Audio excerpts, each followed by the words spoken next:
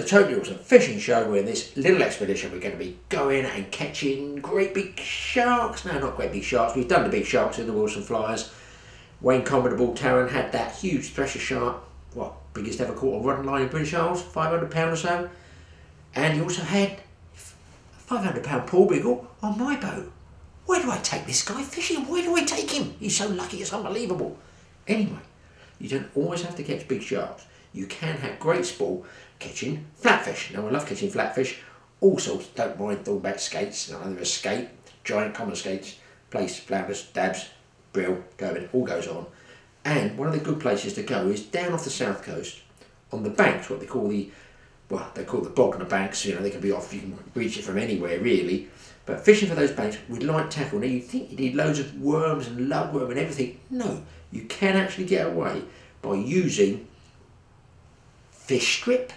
Oh yeah, you can catch them on fish strip. So, let's move on. Let's get down. Wayne's coming out on my boat this time. And we're going to see if we can catch some of these flatties on fish strip. I'm sorry? Who are you? Who am I? I'm the greatest fishing presenter on YouTube.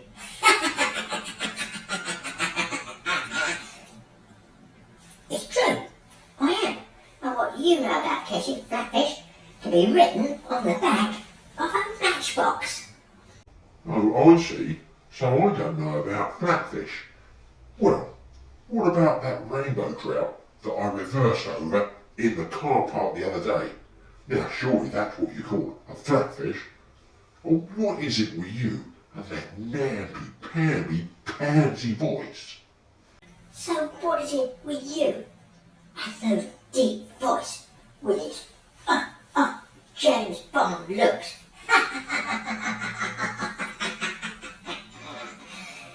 You are a dipstick. You know nothing about fishing. Well, you can tell me nothing. I'm a fishing presenter. I know it all. I know everything. You need some brains in there, and I'm going to help you get them with this. Well, we're just running up tide now, over these series of banks, small banks, and as soon as we get up tide far enough past them, we'll turn around and just drift, cut the engine, drift straight back over them. Small weights, just enough to hit the bottom, so you stay in contact. 5 foot traces, sort of thing. We're using 20-25 pound fluoro at the moment, sort of 4-0 hooks. Hopefully we might find a couple of turbot this trip. Be nice too.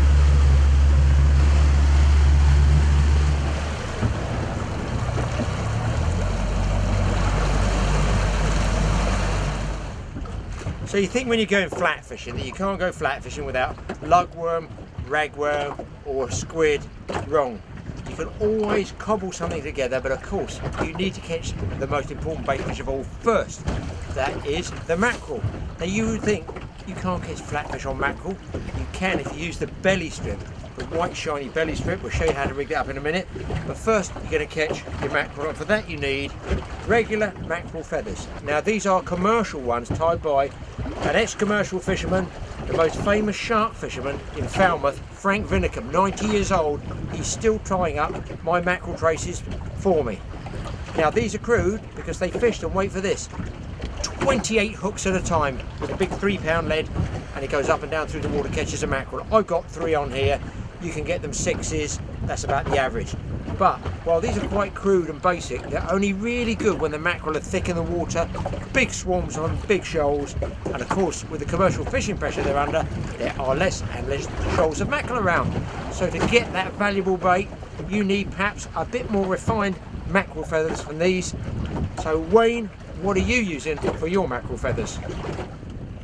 Okay, well I think these were, I won't mention the name because they haven't been too bad. I think these were WSB, I believe. Now these are slightly more refined, smaller hook, little glow bead there, and just a little bit of tinsel, whatever you might call it, tied on. But these actually work very, very well. They're a good lure. These anything of this sort of type does work very well. It's a good idea to take a variety of feathers out with you, because some days you'll find that a smaller feather will catch, sometimes a big white one, silver tinsel, whatever. If you've got a variety, you often see what will catch them on the day. Also, you can then drop down a size again and use these little sabiki type feathers. Let's excuse this rig, mackerel took it, and that's the downside of these. If a school of mackerel goes through and grabs them, they will absolutely tangle them to pieces. But as you can see, I'll get one out for you. They're slightly tangled, as I say. Yeah, they're way small, those hook sizes as well, aren't they, Wayne? Tiny little things. So these are more for sand eel. I mean, they will pick up mackerel, little joeys and whatever, and they are fairly strong, but the problem with these is, as you can more than likely see, there's usually half a dozen at least hooks on, some have 8, some have 10. Well, I can assure you, if a mackerel, you know, even a single mackerel comes through, grabs these, often it will just make a huge mess of them. You'll be spending 20 minutes trying to untangle it. But if the sand eel are thick on the ground, these work lovely. I believe this may be fish skin. Don't quote me on that, but yeah, I think the original ones might have been. But they work very well. If you look on the bottom ones, what I did earlier, put a little bit of the plastic worm on. I think this is a Power Isomi or Isom. That's just a part of one, but often just that on the end acting as a little bit of an attractor will bring a few more fish to the rigs. Now for rigging up, Wayne, there's 2 different ways, pretty well the same way we both use with a belly strip of mackerel. Let's take a look at your rig first. Okay, simplicity itself, taking the side of mackerel off, just cut in there, feel against the backbone, ease it along the backbone. There's your side of mackerel. That's the belly side there, that's the belly cavity. Now basically I just go straight along the belly cavity, quite thin. I don't make them too long. We're targeting Plaice right now. If it was Turbot, I'd make them a bit longer, but Plaice, a tiny bit shorter. That's ideal. And then hooked just the once through the end. And it really is simplicity itself. Can you imagine that fluttering in the water nicely? There's the rig. This is my Plaice rig, very short, couple of beads, little spoon in the middle, and that'll pick them up around here all day long. Okay, you saw Wayne's way of doing it. I'm going to do it just slightly different. I just take a cut across the belly, same thing, you want that belly meat because it's quite tough. And I'm going to almost touch the bottom of the, if I just peel it over, you can see there's all the meat. Put that to one side, and there's the same thing, the belly cavity.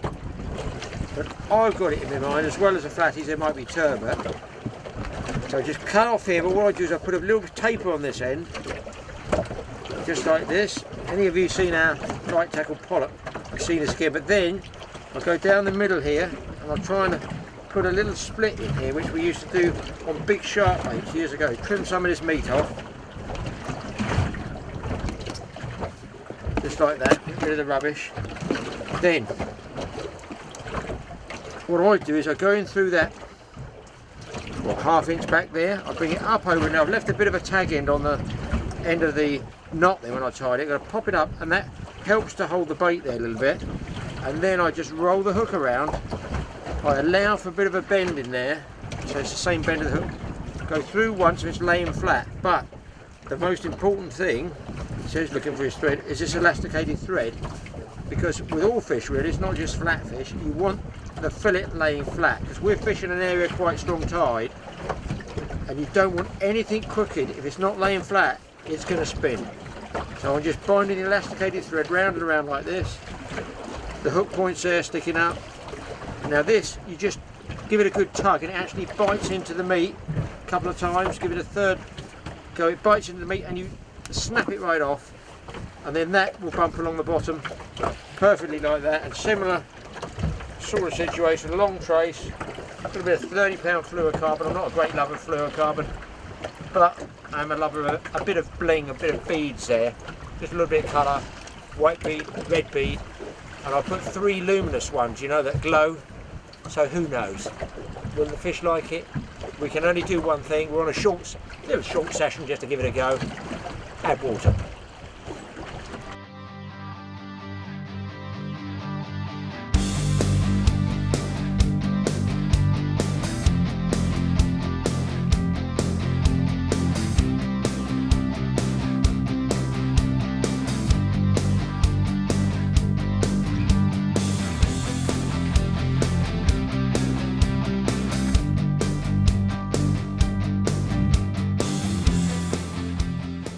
Basically, we were drifting into the sun here, which is drifting southerly, and we're going over a series of banks. It's one of the bigger banks that's created a rip, and provided there's tide running, you often see these rips, so you know the bank's there, the tide's running that way, so it's run up the bank and it's created this movement on the surface. You can hear it, probably hear it on the camera. Got a little bit noisier, but you just know you can use these for a guide. I mean, if you're anchoring as well, often you want to anchor up tide of this rip, so you know your baits are dropping down the back of it. Yeah, because often the way that fish lay is if the tide's running, say, this direction, if you imagine the tide's running this direction and the bank comes up like that and then goes back down, there'll be a lee in that back side of the tide, and often fish are lying in the lee of that tide, so when anything comes tumbling over the top, slight eddy there, they're there waiting. And that's why often if you're anchored up, that's where you want to be, a few hundred yards up tide of that bank. Once the rope's paid out, often it pays you to go further up tide, because you can always let a bit more anchor rope out, and you can always let a little bit more line out for that matter, just to make sure your baits are on the right position on the back of the bank. First fish of the day, and I'm surprised myself, just straight mackerel strip, and a nice, oh, it's not a bad old place actually. Oh. Oh. All over me, a nice place, and I'll tell you what sort of bite he gave me. I didn't even know I had him on. We're just winding up for a move on another drift. That is a nice dinky place, and he's absolutely demolished that mackerel strip I put on that I showed you how to rig it on with a bit of elasticated thread. He's sucked it right back. I mean, there can be really greedy Plaice, no question of that. He sucked that right back, no problem. I didn't even feel the bite. Didn't see it, didn't feel the bite. But I'd say, what do you think, Wayne? Edible, this one? Yeah, he's a keeper if you want to keep him. Yeah, I don't think I'm going to get the hook back, so anything like that, deep hooks, waste of time putting them back. Keep it for the frying pan. Anything else, we'll probably put back. Good start though. Don't know how fast we're drifting actually. You've got to be about two knots, mate. 2 to 2.5 knots, which is all right for the turbot. It's a bit fast for Plaice. The turbot on these banks are not big, and they certainly don't fight much. And I may have one on here. I may have some weed on. I may have a crab on. I don't know. I really don't know. I would assume I had a fish on because I definitely felt a few knocks early doors. Yeah, there you go. It's just had a little tiny struggle then. A little bit of a tap then, wasn't it? Yeah. Could be a manky dog. Who knows what it is? Sincerely hope it's a turbot. And oh yeah, what's this? A nice turbot. Hey, turbot. Hey, and not a bad one. Oh, I'll get him in quick. Oh! Yeah, I could have lost him. That was a bit silly on me. That could have flipped off there. Wasn't it? That's a nice one. Yeah. He's alright. He's a keeping fish. You know, over 4 pounds. He basically just flipped over, which was what they're prone to do. Turbot, they don't like being on their backs by all accounts. There you go. He just flipped straight over again. And if you notice that as well, you'll see I've put plenty of beads on that rig. I think turbot. Let's get him unhooked and get him smacked on the head first. I think turbot are definitely, like a lot of the flatfish, absolutely sight feeders. If they see something they're interested, they come over and they'll take it. Big mouth too, Wayne. Oh, huge mouth, yeah, considering. I mean, you look at the size of that trap. I won't get my fingers in it just yet. Well, there you go. There's the first reasonable sized turbot. I mean, they're never going to be big on this bank, but this is a lovely, thick fish. Make a nice dinner for a couple of people. Very expensive dinner if you was going to buy this in a restaurant, that's for sure. But handsome fish these are, really beautiful markings. And in case you worried about size of hooks, look at the trap on that. Plenty's going to go down there. This is what he took. Just lay him down a second. We've got, what's that? Just a very, very simple swivel I've run along, cut of beads to protect it. No reason for that lead, Wayne. You could use any lead. No, not at all. It was about the right sort weight of lead, that was all. No particular reason I've used that watch lead. People say they puff up sand, stuff like that. I was just going to say that, yeah. To me, it doesn't make a huge amount of difference. Just get this little knot out of here. It's tied itself in a knot. So, breaking strain, the leader. That rod's on braid, and there's probably about 30 foot of 30 pound mono just as a rubbing leader. maybe about 4 or 5 foot of, that's actually £30 fluoro, I believe. It was Graham's line. Put a little stop knot there, a few beads just for something they can see. Bit of bling. Yeah, what's that? A little wire, Aberdeen's 2.0 maybe, something like that. Stripper mackerel, that's exactly what that fish has just taken. So. And the important thing is keep it flat, as you just need to nick it there once. You've got that hook through once. Yeah, what you can see there, that's the original hook up where he's just taken. I'm going to use the same stripper mackerel. I've just hooked it in a different hole just so as it's nice and tight on there. And once, if you try sewing it on, sometimes I think it can twist and spin a little bit unnaturally in the tide. Sometimes it can scrunch up a bit, which you don't want. You want it just like that. You just want it flutter. Imagine underwater, fluttering away. That's the job. There you go. That's the proof down there.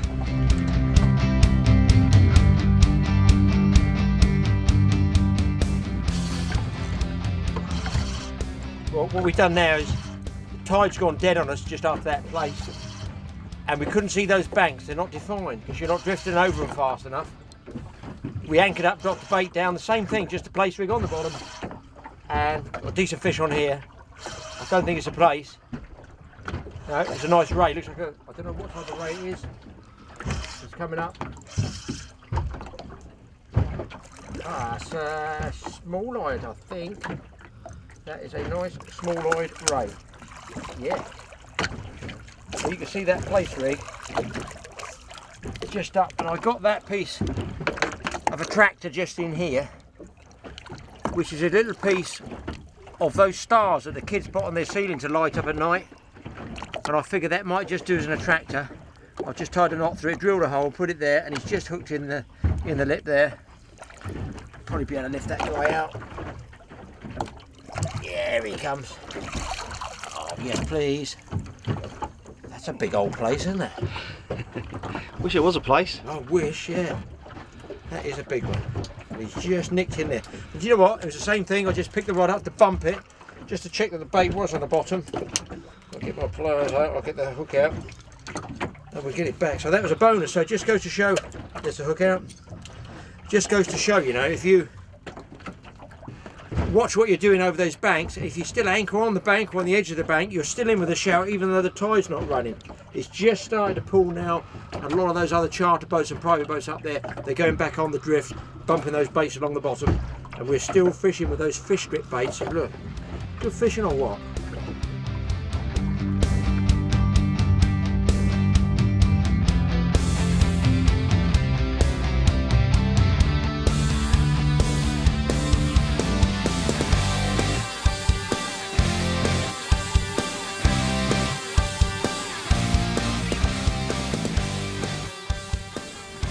We're just about to move up for another drift, and it's actually slowed. Wayne noticed on the GPS it's slowed, so that lets you bump that weight along the bottom. It gives the turbot more chance to grab the bait, even the Plaice apparently. And this rod is a luxury rod. Take a camera and show you there. I think it's Mike's rod, £5, telescopic, from the supermarket, including the reel. Well, I did put some decent line on it, and it's actually got a fish on it, or a big ball of weed, in which case I look really stupid. But I'll tell you what, I just throw this rod into the bottom of my old, no, it's a fish, I'm throwing a kick then. I'll throw this rod into the bottom of the tackle box there, because it all folds up to this big, like 15 inches long. And I've had some real fun on it this year, and I'm not saying it's good quality one, £5 tells its own stories, but I caught fish on it, and I've enjoyed catching fish on it. So it just shows you don't need luxury tackle. The drag leaves a lot to be desired, and if I get this fish in, I'll be well impressed. I've no idea what it is. I'm hoping it's a turbo. Obviously you've got limits with these telescopics, because that's the main point that's going to break is going to be here. But I should say this must be a piece of weed. It's definitely a fish. It's definitely a fish. Quite what it is, I don't know. Don't neglect telescopic rods. Has it kicked much? Yeah, I've got kicks there now. Yeah. Wait, honestly, I'm still getting line. I let a lot of line out on that drift because, you know, we're going fast. I wanted to make sure the lead was on the bottom. Sure. Oh. Hang on, get in the net, get in the net, get in the hang net. on. You don't often see Mr. P here getting the net. You do not often see Mr. P getting the net. Looks like another It's T. a turbot. It's Mr. T. Yeah. Please don't fall off, Mr. T. Oh, the hook's just there. Oh. Yes, it is my son. Look at that. Oh, what a telescopic rod. I love it. And a face full of water as well. Just look at that fish. Do you know what? That was lucky. If I write a fishing article, it will be all pure skill. But honestly, between you and me and you YouTubers, I think I was lucky there. Telescopic rod, end of the drift. Man, that's a nice fish. I've never caught a lot of turbot, I'll be perfectly honest. I've got a feeling that could be, Wayne, I'll tell you what mate, the last one I was with you out in the overfalls. That's right. I think that could be my PB turbot. Well, as I mentioned earlier, they don't get huge on this bank, but if you get anything touching That's sort big of... enough for me, Yeah, that one. anything touching £4 or over. Look at that fish, look at the meat on that. Yeah. Especially if I drop it over the side, I should be absolutely crying. Yeah, they're beautiful. They're beautiful eating fish. Beautiful. And look at the mouth on it. Yeah. Absolute. Suck that back. I just saw a tiny bump on the rod that time. That's a beautiful fish. Guys, I've got to do, if I can get this one out, this hook out quickly, it just looped back on itself. Let me get it out. Oh, it's gone right through. Got some power in those jaws. This is going to shock even me. You are going to see a turbot of 87 pounds 9 ounces. I can say that because I've used those special weight for length measurements that people use. No, it's a nice turbot, really pleased with that one. I'm going to put it back.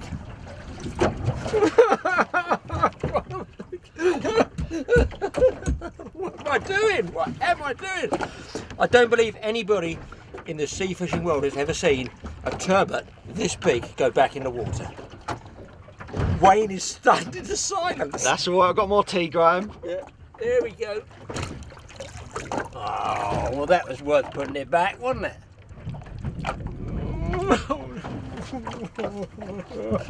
What have I done? What did I tell my son Michael? Good fun. Listen, put some back, guys. Don't take them all. That was brilliant. That was brilliant.